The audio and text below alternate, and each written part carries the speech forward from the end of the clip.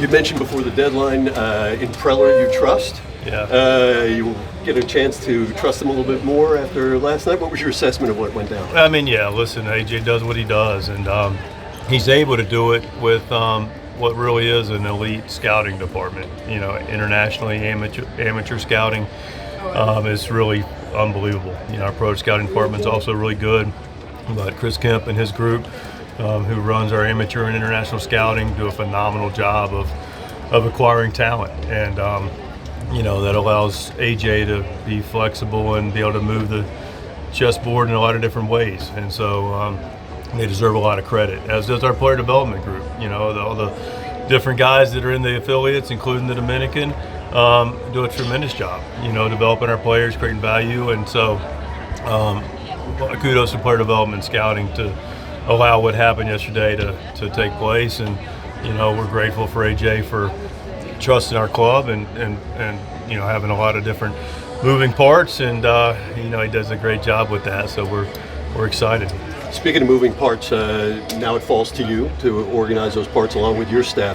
Let's start with Mason Miller and how you feel like you're going to incorporate him into the fold and what his role might be and how it affects your pen. Well, yeah, I mean, we get smarter, we get better, you know, with another really elite, you know, piece in Mason Miller, another guy that's locked down, you know, the ninth inning. And you know, the way we view it, we've talked to Mason, we've talked to Robert, and, you know, listen, we're not going to be out of school with what we're going to do. We'll show you what we're going to do. But the good news, including, you know, two other All-Stars in Jason Adam and Maury Hone, and, you know, Estrada as well. And, you know, it's a good bullpen. And, of course, you got Yuki and Wandy and Morgan has been throwing the ball extremely well also. But the point I'm getting at is all those five guys have been in up guys. You know, four of them have had All-Star experiences. And so, you know, most recently we had, you know, Estrada in the fifth inning, you know, and we had Morhone in the fourth, you know, a couple weeks ago, and then the next day he pitched the ninth. So that's the one thing that I think people do understand about bullpens, but bullpens are fluid in a sense of, I mean, today, we're coming off a day off, Mason's fresh, we have everybody available. We'll use them and deploy them like we have all year, and I think we've been pretty judicious with that, of putting them in good spots for them to succeed. We'll continue to do that, and when certain days take place and other guys aren't available, then they'll get in different roles. So hopefully that was clear enough for you. We've seen this game develop to the point where swing and miss in bullpens are vitally important if you're going to make a deep postseason run.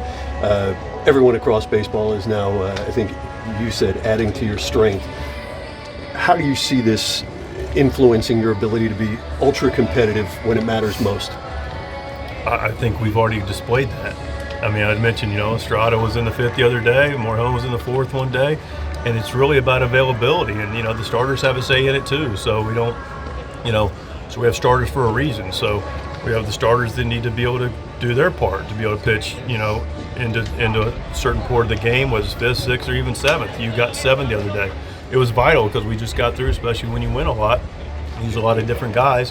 You know, we were able to expand the lead 2 days ago, not pitch Adam and Suarez, but we were down a couple guys, and, you know, you got seven, and we were able to plug those two guys in. So, again, I'll say this a lot, we talk about bullpens, it's just a very fluid situation, and, you know, when I think I've demonstrated, and we've demonstrated, that when we have the ability to go grab it, we grab it.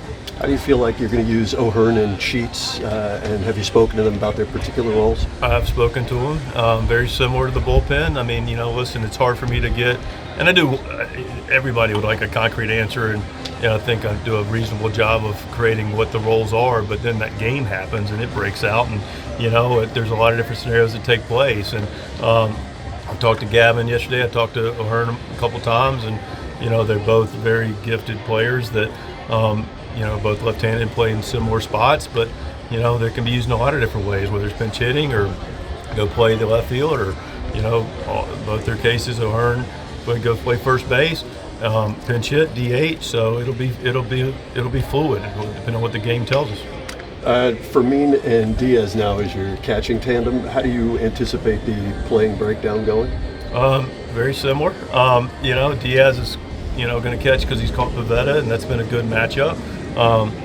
You know, we're going to miss Maldi. Maldi was a big part of our club, and, you know, we'll see what happens about him clearing waivers and see how that looks like moving forward, because he's really an asset for our team on and off the field.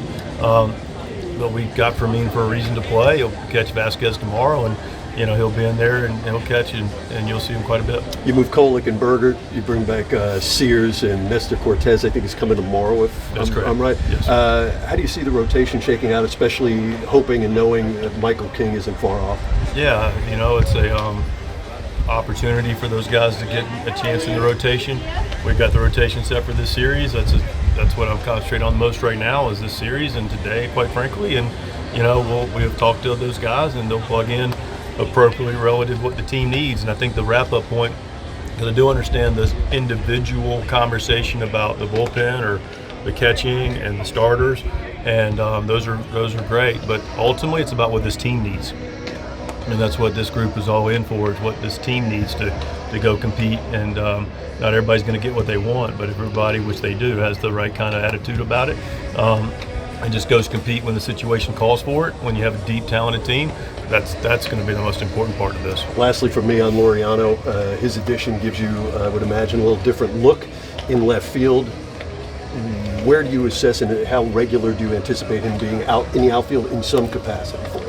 Similar to what I just got through saying, it's he's going to be out there tonight. He's clearly a good player. He's had a great year. He's a veteran player. He's got a lot of different skill sets.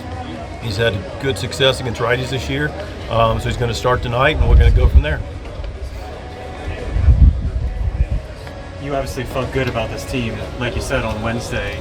To have AJ kind of show confidence and belief in what you guys are able to do with what he did yesterday, what does that do for you as a manager and just your outlook going forward? Yeah, and listen, I'm extremely pleased with what we've been able to do up to this point with the group that we've had to this point, and my job is to manage the resources that I and our staff get and work and partner with our players to go compete. And I feel like very confidently we were able to do that very well, and set us up for a position to take to the next level. And we added to the club clearly, and excited about that, and rounded it out in some areas that felt appropriate. And now we do it together and go compete, and look forward to competing tonight, because tonight's the most important game of the year. How did it feel to keep Cease and Suarez? Yeah, it felt great. Listen, those guys have helped us a ton. Robert's been a two-time All-Star and closed games for us, and I think that needs to be remembered. He's pitched very well and competed very well, and Cease has helped us get to the playoffs last year and is clearly a talent. Manny says there's nothing that AJ can do anymore that will shock with the deadline. Is there anything that would shock you? No, ma'am. When it comes to Colorado? No. Shock me if he didn't do something. That's what would shock me. You mentioned Michael King. Is El Paso tomorrow? When does he start? Looks like El Paso on Sunday. On Sunday. Yes, ma'am. How formidable do you think it'll be for the opposing team, given what's waiting for them late in the innings? Sort of similar to what we saw early in the season with you guys, like you got a lead in the seventh. It was typically a lot. When you say early in the season, how about all season? All season.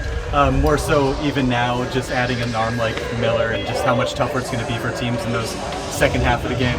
That's correct, yes. I don't know how to tell you about what other teams feel. I just know it feels good about what we can bring in, and it feels great. Like, what do you think? What's the message that was sent to every single player, every person in the clubhouse when Toronto makes the moves that you guys did yesterday? Yeah, this club's all in. Our team's all in before today, and our team's all in even more after the trade deadline. This group's very consistent with how they operate and how we think and how we perform and compete and prepare, and it just nothing was going to change. Just now we just got more pieces of the puzzle. Mike, what are the specifics of incorporating 6 or 7 new guys in the season? How do you go about that? Yeah, you know what? That's a good question, because the biggest thing is not necessarily the baseball. It's the baseball is it's specific to, and I'm going to need to get going. I've got a job to do after this, but making sure everybody understands how we just operate within the baseball.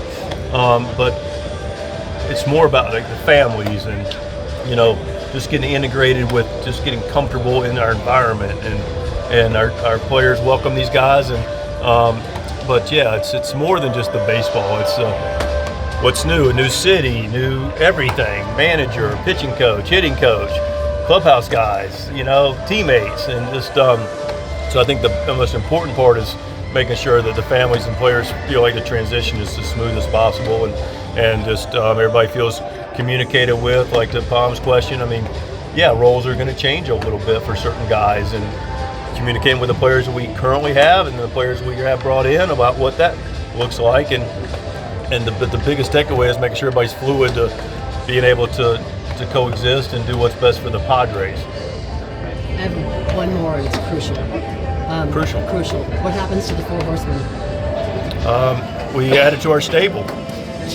Our stable had more than 4 horses in it, and so now we just keep adding to the stable.